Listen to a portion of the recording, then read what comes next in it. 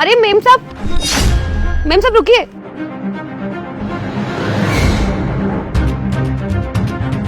आप बैठ जाइए। मेरे लिए एक कप चाय ले आओ। जी मेम साहब। ये लीजिए मैडम, आप पानी पी लीजिए। पर मैंने तो तुमसे पानी मांगा ही नहीं। अरे मैडम, आपको पानी पिलाना मेरा फर्ज है।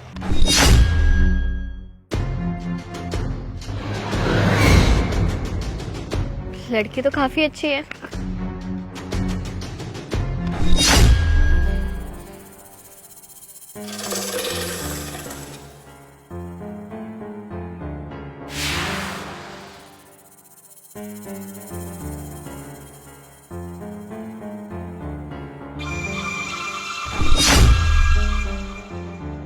ये लीजिए मेम साहब, आपकी चाय और साथ में ये बिस्किट।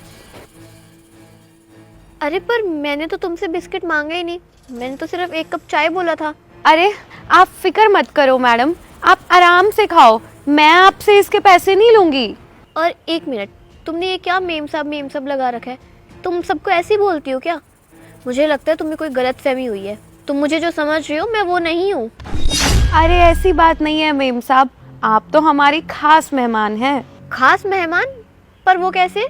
मेम साहब, हम आपको पूरी बात बताते हैं, पर आप हमसे वादा करें कि आप हमारी पूरी बात सुनेंगी। ठीक है, बोलिए। मेम साहब, कुछ समय पहले मेरा वक्त बहुत खराब चल रहा था। मेरे घर में खाने के लाले पड़ गए थे, मेरी जिंदगी बहुत खराब हो गई थी। मुझे कुछ भी समझ नहीं आ रहा था कि मैं क्या करूं। ना ही मेरे पास पैसे थे, ना ही मेरे पास घर था, और ना ही मेरे पास कोई काम करने का जरिया। फिर एक दिन मुझे गाड़ी में बैठते हुए एक लड़की दिखी।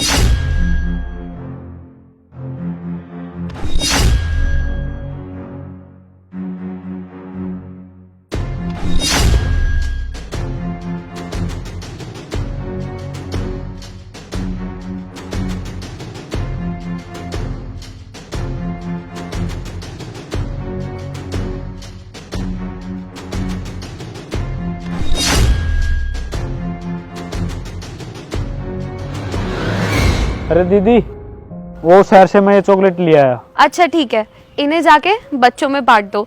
ये मेरी मेम साहब है, जरा मैं इनसे बात कर लूं। ठीक है दीदी। मेम साहब, और मैंने वो पैसे उठा लिए।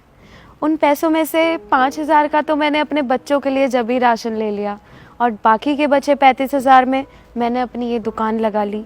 मेम साहब, मैं कोई चोर नहीं थी, लेकिन उन पैसों से मेरी बहुत तरक्की हुई। भगवान ने मेरा बहुत साथ दिया, मुझे आगे किसी चीज़ की कमी नहीं हुई।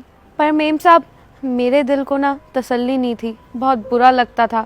फिर मैंने भगवान से सच्चे दिल से माफ़ी मांगी। मेम साहब, आप चाय पी लीजिए, ठंडी हो जाएगी। मेरी बात तो बहुत लंबी है।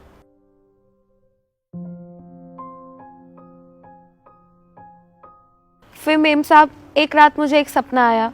उसमें मुझे मेरे गुजरे हुए पापा दिखे, और उन्होंने मुझे बोला कि जिस इंसान के तुमने पैसे चुराए हैं उस इंसान के पैसे लौटा दो। सुबह उठी, काम पर लगी और बातें भूल गई। फिर मुझे लगातार वही सपने आने लगे। मैं बहुत परेशान होने लगी। फिर मुझे समझ आया कि भगवान की तरफ से कोई इशारा है। फिर मैंने भगवान जी से सच्चे दिल से माफ़ी मांगी और उनसे प्रार्थना करी कि मुझे उस इंसान से दोबारा मिलवा दे। अच्छा, तो फिर क्या हुआ? वो लड़की तुम्हें दोबारा मिली? फिर भगवान जी ने मेरी सुन ली और आज आपसे मेरी मुलाकात भी करवा दी। मेम साहब, आप यहीं रुके, मैं अभी आती हूँ।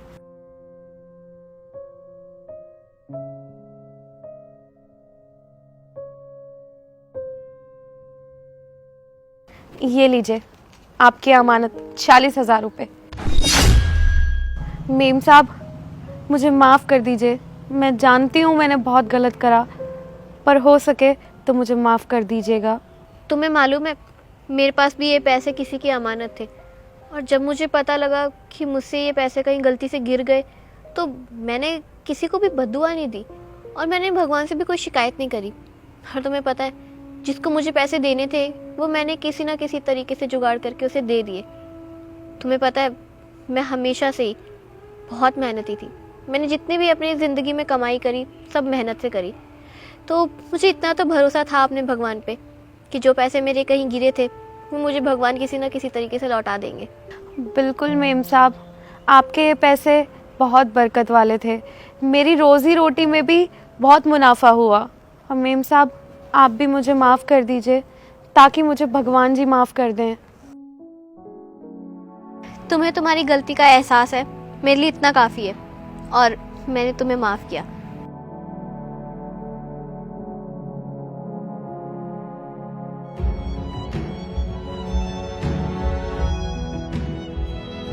गलती इंसान से होती है पर उसे सुधारना सबसे बड़ी बात है, क्योंकि ऊपर वाला सब देखता है।